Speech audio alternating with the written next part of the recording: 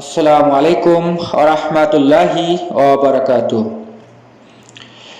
বিভিন্ন স্থানের গুরুত্বপূর্ণ দৃশ্য ধারণ করাই মূল লক্ষ্য। আমার চ্যানেলটি সাবস্ক্রাইব করে বেল বাটন বাজিয়ে সাথেই থাকুন। এমন সুন্দর সুন্দর ইসলামিক ভিডিও পেতে অবশ্যই সাথেই থাকুন। এটি হচ্ছে বিলাল মসজিদ, যেখান থেকে শুরু হয় আমাদের মুসলমানদের জন্য সর্বপ্রথম সুমধুর কণ্ঠে আজান। এখন মসজিদটি বন্ধ, নামাজের সময় খুলে দিবে। মসজিদের চারিদিকে দেখানোর জন্য চেষ্টা করব। ইসলামের ইতিহাসে বিলাল রাদিয়াল্লাহু তাআলা আনহু একটি অন্যতম নাম।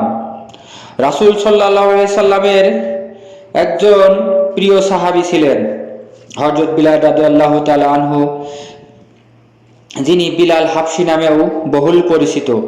বিশেষ এই ভিডিওতে আমি দেখাবো বিলাল মসজিদ।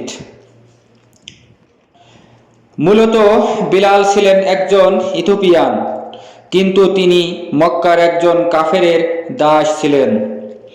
রাসূল সাল্লাল্লাহু আলাইহি সাল্লামের আহ্বানে ইসলাম গ্রহণ করার পর তার উপর নেমে আসে নির্মম জুলুম আর অত্যাচার।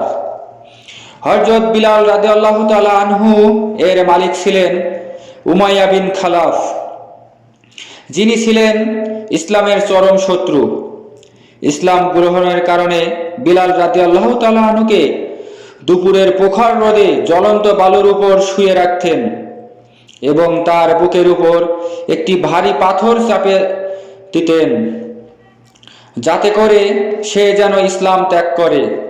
এমন অবস্থাতেও বিলাল রাদিয়াল্লাহু তাআলা আনহু ইসলাম থেকে সরে আসেননি। এ কারণেই মহানবী সাল্লাল্লাহু আলাইহি সাল্লামের একজন প্রিয় মুয়াজ্জিন হিসেবে পরিগণিত হন এবং রাসূল সাল্লাল্লাহু আলাইহি সাল্লামের অন্যতম একজন সাহাবী।